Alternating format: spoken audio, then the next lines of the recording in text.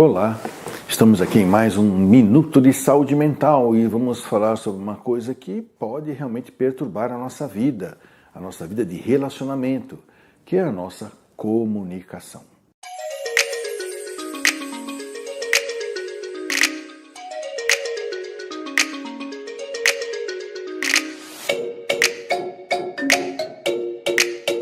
Já dizia o nosso saudoso Abelardo Barbosa, o Chacrinha. Quem não o conhece, busca lá no Google, dá um Google lá e veja quem é o Chacrinha. Mas no programa dele, ele falava sobre isso. Quem não se comunica, se estrumbica.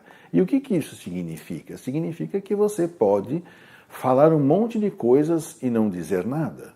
Ou ter um monte de coisa para dizer e não saber como. Ou falar uma coisa e a pessoa entender outra. E isso gerar dificuldades de relacionamento, seja numa empresa, no mundo corporativo, seja num relacionamento amoroso, afetivo de um casal, ou seja numa família, em qualquer circunstância onde existe a necessidade da comunicação entre as pessoas para que a meta delas em comum possa acontecer. E por que isso acontece? Porque muitas vezes a gente acaba trazendo da infância e da adolescência sistemas de crenças que são arraigados na nossa mente dentro desse contexto de comunicação. Vou dar um exemplo. Uma mãe que nunca espera o seu filho pedir o que precisa, ela antecipa. Essa criança vai crescer achando que as pessoas precisam adivinhar o que ela quer e não vai aprender a pedir, falar, não vai ser claro no sentido de expressar o que sente, o que pensa e o que vai fazer. Outra coisa também as pessoas pedirem uma coisa e receberem outra, Ou ouvir um discurso e ver que a atitude é outra. Isso também é muito comum, por exemplo, nas famílias disfuncionais. Pega uma família onde tem um dependente químico, um pai que é alcoólico, ele fala uma coisa e faz outra, ele promete e não cumpre. A mãe tentando proteger os filhos dessa situação também começa a tomar atitudes que não bate com a realidade, não bate com o que ela propõe. E isso pode gerar dentro da criança e do adolescente uma maneira equivocada de se comunicar.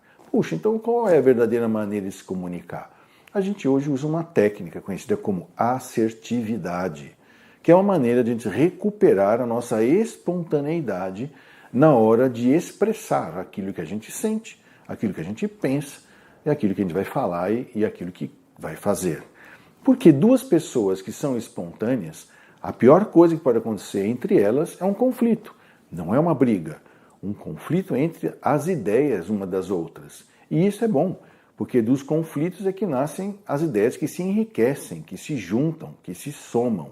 Mas se eu não expresso, ou eu sou não assertivo, do tipo passivo, que é o bonzinho, aquele que não sabe falar não, todo mundo gosta de ter ele por perto, porque ele sempre aceita tudo. Como também tem um outro extremo, que é o bonzão, que é o agressivo, que não sabe falar assim porque tem medo de perder o controle sobre as pessoas. São duas maneiras não assertivas de se comunicar. E qual é a melhor maneira? A melhor maneira é o caminho do meio. É ser claro, direto, objetivo, sem rodeios e sem manipulações na hora de expressar o que você sente, o que você pensa e o que você vai fazer. O outro assim também sendo, nós vamos atacar os problemas, nós não vamos atacar as pessoas e nem sermos atacados. E é claro que nem todos os assuntos poderão ser abordados de maneira assertiva, principalmente quando ele fere um valor ético e moral de qualquer uma das partes. Aí esse assunto jamais será possível chegar a um acordo entre as partes. Então esse assunto nem entra em discussão, e isso também é ser assertivo.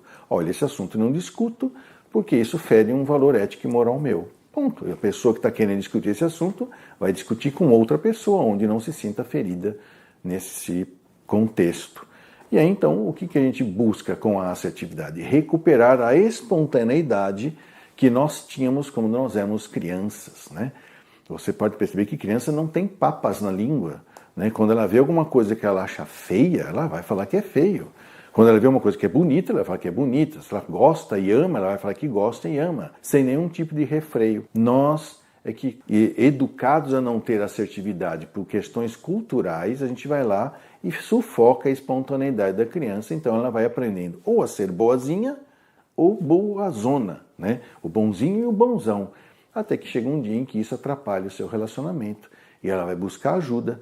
E a gente percebendo que é a falta de assertividade, a gente vai propor esse treinamento, que é um treinamento na qual a gente recupera essa capacidade de sermos claros, diretos, objetivos e sem manipulações na hora de expressar o que você sente, o que você pensa e o que você vai fazer.